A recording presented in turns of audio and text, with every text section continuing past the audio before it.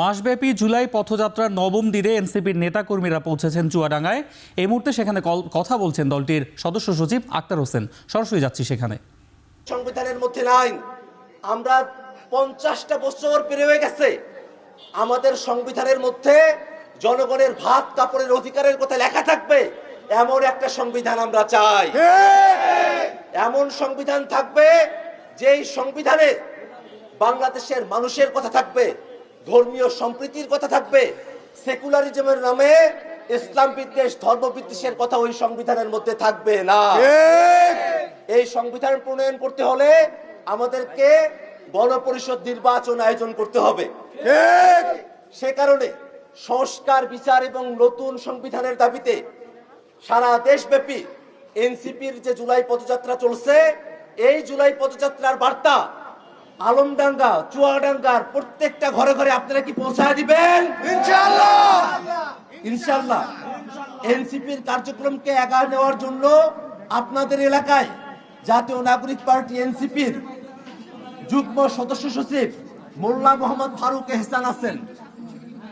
মোল্লা মোহাম্মদ ফারুক এহসান ঢাকা বিশ্ববিদ্যালয়ের আইন বিভাগের শিক্ষার্থী।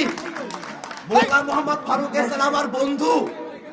আমরা একসাথে হাসিনার ফ্যাসিবাদের বিরুদ্ধে দীর্ঘ সময় ধরে আমরা লড়াই করে এসেছি।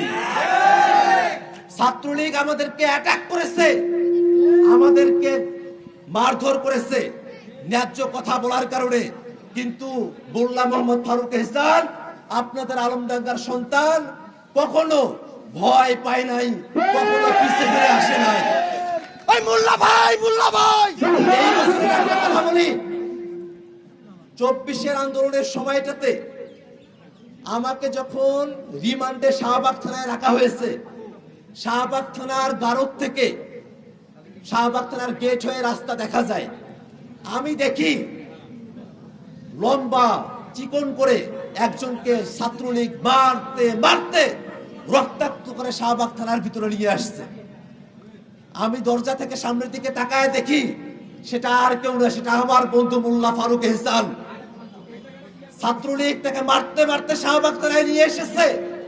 আমি তাকায় দেখি হাত দিয়ে রক্ত পড়তেছে মোল্লা ফারুক এহসানের, পা দিয়ে রক্ত পড়তেছে, কিন্তু মোল্লা ফারুক এহসানের দুই চোখে কোনো ভয় নাই। এই মোল্লা